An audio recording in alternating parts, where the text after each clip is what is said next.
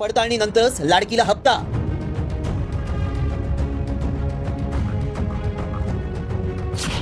पडताळणी होईपर्यंत फेब्रुवारीचा हप्ता नाही.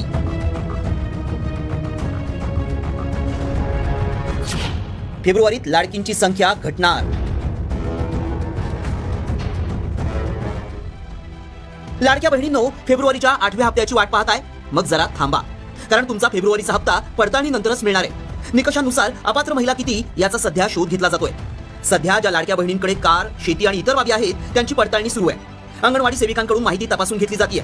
त्यासाठी आणखी 8 ते 10 दिवस लागतील. पडताळणीचा अहवाल 8 दिवसांनी सरकारला सादर होईल. त्यामुळे लाडक्या बहिणींना फेब्रुवारीचे पैसे मिळण्यासाठी मार्च महिना उजाडेल अशी शक्यता व्यक्त होतीये. लाडक्या बहिणींची कोणत्या 5 टप्प्यांवर पडताळणी होणार आहे ते देखील पाहूया. एका कुटुंबात एकापेक्षा अधिक सरकारी योजनेचे लाभार्थी असतील तर अर्ज बाद होईल. बनावट कागदपत्रांद्वारे योजनेचा लाभ घेतला तर तोही अर्ज बाद होईल.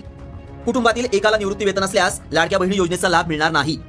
2.5 लाख रुपयांपेक्षा जास्त उत्पन्न असणारे आणि 5 एकरपेक्षा अधिक जमीन असलेले लाभार्थी अपात्र ठरवण्यात येतील. उपमुख्यमंत्री अजित पवारांनी मात्र फेब्रुवारीचा हप्ता मिळणार असल्याचं लाडक्या बहिणींना आश्वस्त केलंय. आज माझ्या लाडक्या बहिणी इथं बसल्यात. मला या सभेच्या निमित्तानं सांगायचंय, कालच मी इथं परतूर मंडळाला येत असताना 3,500 कोटी रुपयाच्या चेकवर सही केली. 8 दिवसात माझ्या बहिणीला पैसे मिळणार. फेब्रुवारीचे पैसे मिळणार आहेत. आम्ही शब्दाचे पक्के आहोत. दिलेला शब्द पाळणारी लोक आहोत.